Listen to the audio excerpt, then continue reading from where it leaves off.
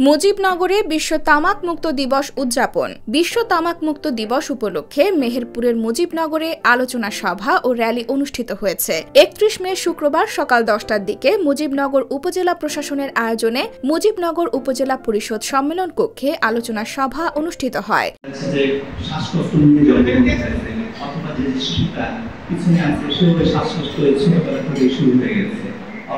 মুজিবনগর উপজেলা নির্বাহী অফিসার খায়রুল ইসলামের সভাপতিত্বে আলোচনা সভায় বক্তব্য রাখেন উপজেলা স্বাস্থ্য কমপ্লেক্সের ARM ও ডাক্তার মেহেদি হাসান, উপজেলা কৃষি অফিসার আব্দুল মোমেন, মুজিবনগর থানা পুলিশ পরিদর্শক আমিনুল ইসলাম,